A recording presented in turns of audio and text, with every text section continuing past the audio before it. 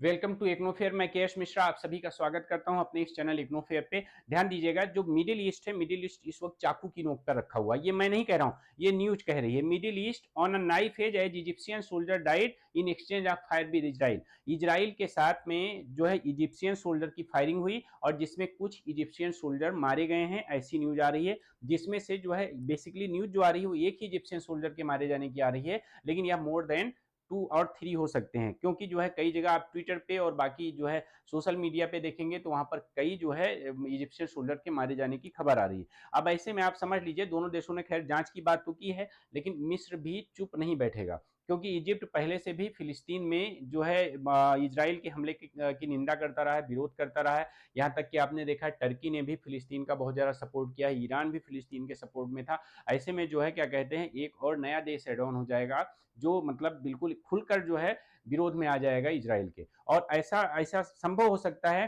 कि इसके बाद, इस घटना के बाद में इजिप्ट भी इसमें शामिल हो सकता है। ठीक है, अब ध्यान दीजिएगा, अगर ऐसा होता है तो मिडिल ईस्ट में और ज्यादा तबाही और बर्बादी का मंजर आपको देखने को मिल सकता है। जैसे अभी आपने देखा कि यहाँ जो है इजराइल के हमले के बाद से ही आपका फिलिस्तीन वाले एरिया में आए दिन घटनाएं, कभी मैस्केयर की घटनाएं आती रहती हैं कि यहाँ बहुत सारे लोगों को मार दिया गया है। कभी जो है क्या कहते हैं, हमास से इजराइल पे हमला हो रहा है, कभी इजराइल जो है हमास को बर्बाद करने के लिए तुला हुआ है। दोनों एक दूसरे से पीछे, और खासकर इजराइल जो है पीछे हटने के लिए तैयार नहीं है, बहुत सारे देशों के विरोध के बावजूद। अब आइए हम लोग समझते हैं कि आखिरकार ये मामला है क्या। ठीक है, ये मामला है क्या। देखिए, ये वाला जो आपको हिस्सा दिख रहा है, ये बेसिकली जो 5 नंबर पे आप देख रहे होंगे, ये बेसिकली गाजा गाजा स्ट्रिप। देखिए ये वाला हिस्सा, ये वाला हिस्सा क्या है, ये वाला हिस्सा आपका पूरा गाजा स्ट्रिप है। ठीक है, देखिए ये वाला इधर का पूरा हिस्सा ये इजराइल है। ठीक है, लेकिन ये वाला जो आपका हिस्सा है ये क्या है, ये आपका गाजा पट्टी है। ये अब गाजा पट्टी में इधर इजिप्ट के साइड में यहाँ पे एक रफा नामक एरिया पड़ता है। दिखाता हूं मैं आपको कहां पड़ता है रफा नामक एरिया।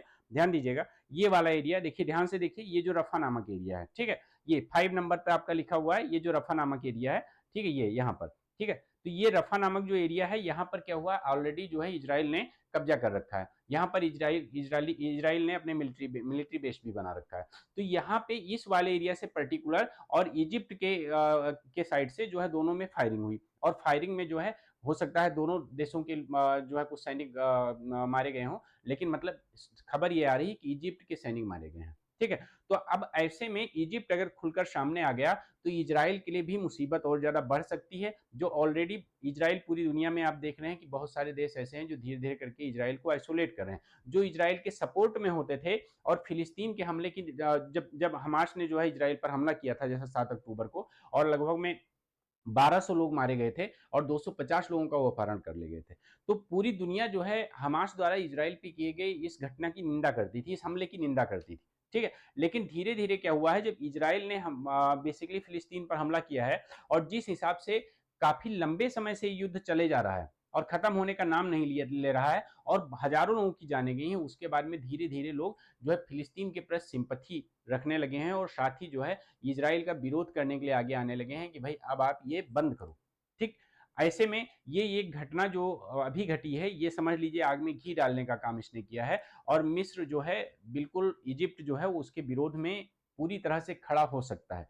ठीक है, ये सब चीजें हम समझेंगे कि इस घटनाक्रम को पूरी तरह से, कि आखिरकार कैसे इस घटना से मिस्र को नुकसान हो रहा है, इसको हम समझने की कोशिश करेंगे। उससे पहले मैं आपको बताना चाहूंगा, मेरी जो है class daily live current affair और एडिटोरियल एनालिसिस की सुबह 8 बजे होती है। ये क्लास बहुत इंपॉर्टेंट होती है, क्योंकि इस क्लास में हम हिंदी और इंग्लिश दोनों न्यूज़पेपर का एनालिसिस करते हैं। जितने भी न्यूज होती हैं, चाहे वो हिंदी की न्यूज हो चाहे इंग्लिश की न्यूज हो, तो एक ही क्लास में आपको हिंदी और इंग्लिश दोनों न्यूज़पेपर का एनालिसिस मिल जाता है। दूसरी चीज, इसमें मैं हिंदी का एडिटोरियल कवर करता हूँ। जनरली बहुत सारे चैनल ऐसे हैं जो इंग्लिश का एडिटोरियल कवर करते हैं, हिंदी का नहीं करते हैं। ज्यादातर वो एडिटोरियल जनसत्ता से संबंधित होता है, और उससे संबंधित मैं आपको मेंस के मॉडल क्वेश्चंस भी देता हूं। और अगर आप लिखकर दिखाते हैं तो इसी क्लास में इनको चेक भी किया जाता है, और जहां कमियां होती हैं उनको सुधार के लिए भी बताया जाता है। तो ये क्लास आपके लिए बहुत ज्यादा इंपॉर्टेंट होती है। अगर खासकर आप यूपीएससी या स्टेट पीएससी की तैयारी कर रहे हैं तो ये ध्यान दीजिएगा कि ये क्लास इतनी ज्यादा इंपॉर्टेंट है कि आपको एक ही क्लास में प्रीलिम्स और मेंस दोनों की तैयारी करने को मिल जाती है। ये क्लास एकदम फ्री है, सबके लिए फ्री है, इसलिए ज्यादा से ज्यादा लोग इस क्लास में जुड़े। दूसरी क्लास एक आपको दिख रही है, वो है Indian economy complete theory batch, जो फाउंडेशन बैच है, और इसमें लगभग 20-25 क्लासेज हो चुकी हैं। ये पेड बैच है, और जो है रात को 9 बजे चलता है। इसमें किसी भी तरह की अगर आपको एडमिशन से संबंधित या किसी तरह की जानकारी चाहिए तो आप इसी जो है वीडियो के डिस्क्रिप्शन में जाइए, वहाँ पर आपको सारे कॉन्टैक्ट डिटेल, सारे लिंक सब मिल जाएंगे। इसके अलावा मैं आपको ये बताना चाहूँगा कि आप हमारे टेलीग्राम चैनल से ज़रूर जुड़िए। IGNOU fair by KS sir के नाम से टेलीग्राम चैनल है, जो नीचे नाम लिखा हुआ है, या आप इस वीडियो के डिस्क्रिप्शन में भी आपको लिंक मिल जाएंगे। वहाँ पर आपको पीडीएफ भी प्रोवाइड करवा दी जाती है और साथ में जो है आपके इंपॉर्टेंट प्रीलिम्स के लिए क्विजेज भी होती हैं, जो आपके लिए बहुत इंपॉर्टेंट होती हैं, करंट अफेयर पे बेस्ड होती हैं।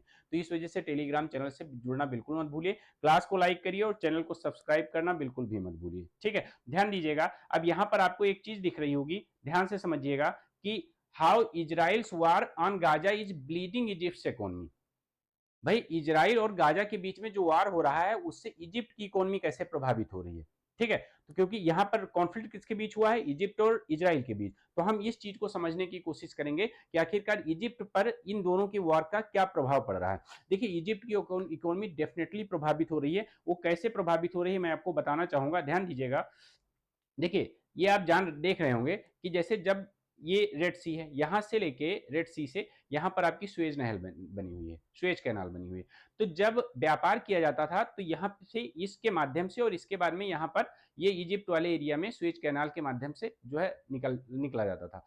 लेकिन अब क्या हुआ है, जब से ये खासकर इजराइल और जो है गाजा के बीच में युद्ध हो रहा है, तो उस युद्ध के बीच में जो है जनरली जो शिप्स हैं वो इधर से ट्रेवल करना पसंद नहीं करते हैं, अवॉइड करते हैं इधर से ट्रेवलिंग, कि हाँ उनको नुकसान हो सकता है इस युद्ध के चक्कर में। पता चले इधर से एक मिसाइल छोड़ी गई और बीच में जो है शिप पड़ गया, हो गया काम, ठीक। तो ऐसे में ट्रेवल करने से बेसिकली अवॉइड करते हैं। अब ध्यान दीजिएगा, अब इसके बाद में आप ट्रेवलिंग के लिए उनके साथ क्या प्रॉब्लम हो जाती है, उनको इधर से घूम कर पूरा, और इसके बाद में आप देखिए यहाँ से घूमने के बाद में यहाँ पे देखिए स्पेन के पास से, ये दिख रहा है आपको, ये जो स्पेन वाला एरिया है, इस स्पेन वाले एरिया से उसके बाद में इनको इधर जाना पड़ता है तो इजिप्ट तक। तो ऐसे में क्या हो रहा है, ऐसे में जो है भाई खर्चे बढ़ जाते हैं, भाई तेल ज्यादा लगेगा, ट्रांसपोर्टेशन कॉस्ट ज्यादा आ जाएगी। ऐसे में क्या होगा, जो यहाँ से माल जाता है, जो गुड्स गुड्स जाते हैं वो क्या होते हैं, वो महंगे हो जाते हैं, ठीक है। तो वहां पे कुल ना कैसे भी करके वहां पे इकोनॉमी भी प्रभावित हो रही है इजिप्ट की। दूसरी चीज अभी हाल ही में देखा होगा आपने कि मैंने आपको बताया था कि यहाँ ये स्पेन वाला जो एरिया है,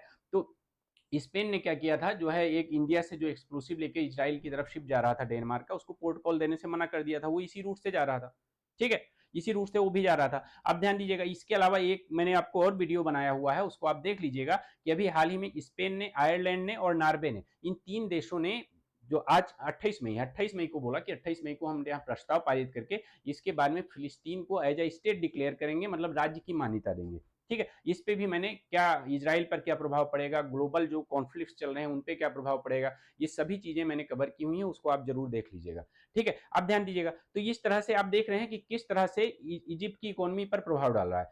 भाई जब आप लॉन्गेस्ट रूट अपनाएंगे तो उस माल को ले जाने में क्या होगा, आपकी कॉस्ट ज्यादा आएगी। जब आपकी कॉस्ट ज्यादा आएगी तो जो गुड्स, जो पर्टिकुलर सामान आप लेके जा रहे हैं, तो उसका बर्डन उस संबंधित देश पे आएगा, ठीक है। तो इजिप्ट पर ये इकोनॉमिक बर्डन जो है पड़ रहा है, किसकी वजह से, जो इजराइल और गाजा के बीच में बेसिकली जो है वॉर हो रही है, उसकी वजह से जो है इजिप्ट जो है बेसिकली फेस कर रहा है इकोनॉमिक रूप से।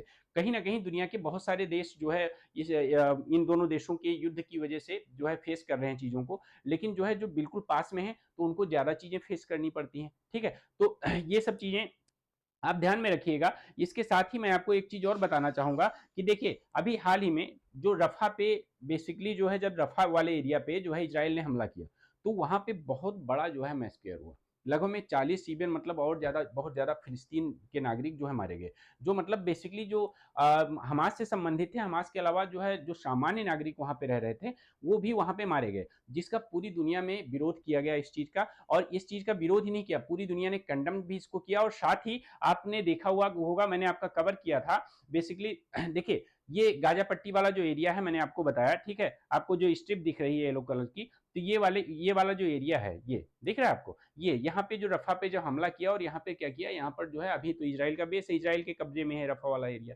ठीक है। तो यहाँ पर बहुत सारे फिलिस्तीनी नागरिक भी मारे गए। अब वो फिलिस्तीनी नागरिक के मारे जाने की वजह से देखिए आप जानते हैं कि अभी इसमें इसको लेके जल्दी ही न्यूज में आपने पढ़ा होगा कि यूनाइटेड नेशन के जो कोर्ट हैं उन्होंने भी इजराइल और हमास के नेताओं के खिलाफ जो है इंटरनेशनल क्रिमिनल कोर्ट ने भी जो है वारंट जारी किया हुआ है। ठीक है, इंटरनेशनल कोर्ट ऑफ जस्टिस ने भी जो है इनके खिलाफ जो है वारंट जारी किया हुआ है इन सब चीजों में।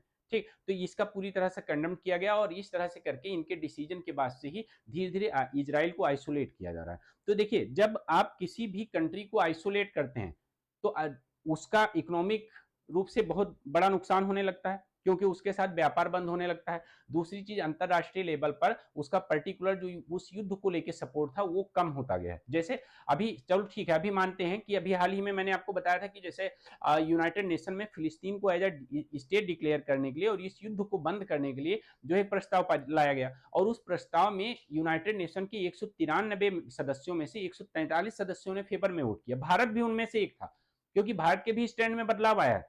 पहले भारत फिलिस्तीन का सपोर्ट नहीं करता था इस चीज को, वो इजराइल, क्योंकि इजराइल भारत का बहुत बड़ा एक डिफेंस पार्टनर भी है और भी मतलब भारत की का एक रणनीतिक साझेदार भी है। अब ऐसे में जो है भारत इजराइल के खिलाफ तो नहीं जाता था, लेकिन धीरे धीरे समय बदला और भारत को भी ये चीज लगने लगी कि फिलिस्तीन में जो हो रहा है वो बहुत ज्यादा मतलब बहुत ज्यादा ठीक नहीं है इस ग्लोबल इकोनॉमी के लिए और खासकर जो है ग्लोबल पीस के लिए। तो ऐसे में जो है भारत ने अपना स्टैंड बदला और यूनाइटेड नेशन में फिलिस्तीन के सपोर्ट में वोट किया। ठीक है, हाँ, यूएसए एक ऐसा था, यूएसए ने इसको बाइकआउट किया, यूएसए ने वोट नहीं किया। तो ध्यान दीजिएगा, अभी जैसे चलो ठीक है यूएसए इजराइल के ज्यादा समर्थन में है, लेकिन आने वाले समय में वो दिन दूर नहीं कि हो सकता है कि जब ग्लोबल लेवल पर इतना ज्यादा, और खासकर जैसे अभी देखा आपने कि आईसीसी और आईसीजे दोनों के डिसीजन जो है इन दोनों के विरोध में आ चुके हैं, तो यूएसए कब तक सपोर्ट करेगा? एक दिन ऐसा आएगा कि यूएसए को भी ऐसा लगने लगेगा कि भाई जो हो रहा है गलत हो रहा है, अब इसको रुकना चाहिए। ठीक, तो ऐसे में जो है बेसिकली इजराइल आइसोलेट हो जाएगा और इजराइल का साथ देने वाले बहुत कम देश बचेंगे। तो इजराइल के लिए भी इसको यहाँ पर सोचना बहुत ज्यादा जरूरी है कि अभी जो हो गया ठीक है, अभी इस युद्ध को विराम देना चाहिए और जिससे विश्व में एक शांति कायम रहे। ठीक है, बाकी फिलिस्तीन और बेसिकली इसके इजराइल के बीच में जो सिचुएशन है, सिचुएशन क्या है मैं आपको बताना चाहूंगा। ठीक है, अभी ध्यान से देखिएगा, एक मिनट देखिए।